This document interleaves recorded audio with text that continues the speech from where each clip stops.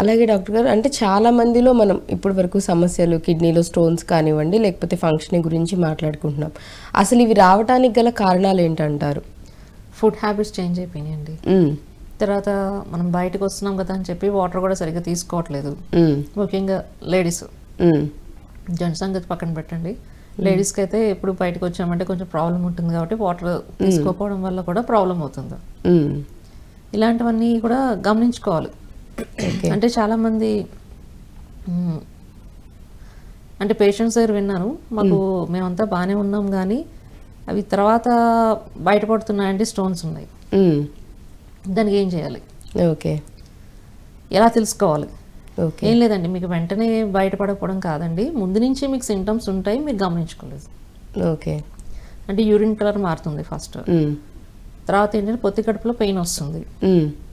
అవి ఏంటనుకుంటామంటే మనం gas problem వచ్చేసింది అనుకుంటాం, వేడి చేసి అనుకుంటాం, దానివల్ల ప్రాబ్లం అవుతుంది అన్నమాట. అలాంటివి ఎప్పుడైతే మీకు లక్షణాలు కనిపించినాయో ఇమ్మీడియట్గా మీకు దగ్గర ఉన్న డాక్టర్ని అయితే కన్సల్ట్ చేయాలి. కన్సల్ట్ అయితే సో అసలు మీదేంటి కిడ్నీలో కూడా ఏ సమస్య అనేది వాళ్ళు చెప్పడం జరుగుతుంది అంటారు, కంపల్సరీ చేయాలి. ఓకే డాక్టర్ గారు, మనం మాట్లాడుకున్నాం అంటే రావడానికి గల కారణాల్లో మీరు చెప్పడం జరిగింది ఫుడ్ హ్యాబిట్స్ ఒకటి, అండ్ వాటర్ ఇంటేక్ అనేది చాలా తక్కువ తీసుకుంటున్నాం, దానివల్ల ప్రాబ్లం అవుతుంది. ఓకే, అండ్ అంటే ఈవెన్ కిడ్నీలో సమస్య ఏదైనప్పటికీ పెయిన్ సివియారిటీ అనేది చాలా అంటే సివియర్గా వస్తుంది. ఈవెన్ వాళ్ళు అసలు ఒక పొజిషన్లో కూర్చోవడం కాదు కదా, ఎనీథింగ్ ఏది చేయలేదు. అప్పుడు ఏం చేయాలి అన్నది చిన్న చిట్కా అండి, సింపుల్.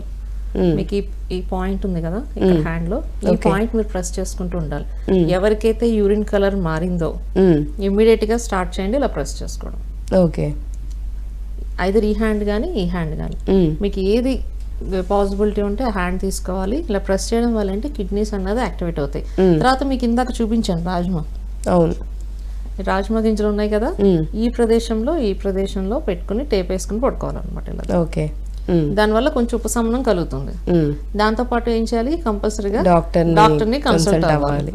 అంటే మీకు 30 to 40% మీరు ఇంట్లో రెమెడీ చేసుకోవడంతో క్యూర్ అవుతారు, కానీ మిగతా పర్సంటేజ్ ట్రీట్మెంట్ ప్రాపర్ గా డాక్టర్ని అప్రోచ్ అయ్యి కంపల్సరీగా డాక్టర్ని అప్రోచ్ అవ్వాలండి. అండ్ వన్ మోర్ థింగ్, ఇప్పుడు కూడా స్టోన్స్ అది కూడా మీరు చెప్పినప్పుడు చాలా వరకు అందరు కూడా ఏంటంటే ఆల్ ఆఫ్ సడన్ ఇప్పటి వరకు హెల్తీగా ఉన్నాం, బాగున్నాం, యాక్టివ్గా ఉన్నాం, సడన్గా ఈ పెయిన్ అనేది ఏంటో విపరీతంగా బ్యాక్ టు ఫ్రంట్ వరకు సైడ్లో విపరీతంగా వచ్చి అది ఎక్కువ ఇది ఒకేసారి రాదండి, కొంచెం కొంచెం స్టార్ట్ అయ్యి ఉంటుంది, మనం నెగ్లెక్ట్ చేసేస్తామండి. అంటే అది పెద్ద ఏమీ కాదు అని పట్టించుకోము. అంటే స్లైట్ గా వాళ్ళకి మేబీ ఎప్పటి నుంచో అంటే 1 year నుంచో 6 months నుంచో పెయిన్ ఉండే ఉంటుంది. 6 months నుంచి ఆల్రెడీ బాడీ చెప్తూ ఉంటుంది మీకు. తర్వాత పొత్తి కడుపులో కూడా పెయిన్ వస్తూ ఉంటుంది, దాన్ని ఏమనుకుంటే అసిడిటీ అనుకుంటాము, లేదంటే వేడి చేసింది అనుకుంటాము. ఎవరో పెద్దవాళ్ళు చెప్తుంటారు మజ్జిగ తాగు, ఏవో చెప్తుంటారు కదా ఫ్రెండ్స్ వాళ్ళు, అవి తాగుతాము, అప్పటికప్పుడు కొంచెం ఏదో రిలీఫ్ అవుతారు, దాన్ని అంతగా కేర్ తీసుకోరు. ఎప్పుడైతే సడన్ గా మీకు ఎక్కువైందో దానివల్ల అప్పుడు ఆలోచిస్తారు అనమాట ఏం చేయాలని. ఈ లోపు ఏమవుతుందండి, ఎప్పుడు కూడా prevention is better than cure అండి. ముందు నుంచి మనం చూసుకుని ఏదున్నా సరే హెల్త్ విషయంలో మాత్రం జాగ్రత్తగా ఉండి డాక్టర్ కన్సల్టేషన్ తీసుకోకుండా ఏ మెడిసిన్ కూడా తీసుకోవద్దు అని చెప్తాను నేను. మేము ఇవంటే ఇప్పుడు సీడ్స్ అంటే మీకు ఏమి సైడ్ ఎఫెక్ట్స్ ఏమి ఇవ్వవు, మీకు ప్రెషర్ పాయింట్స్ కూడా మీకు సైడ్ ఎఫెక్ట్స్ ఇవ్వవు.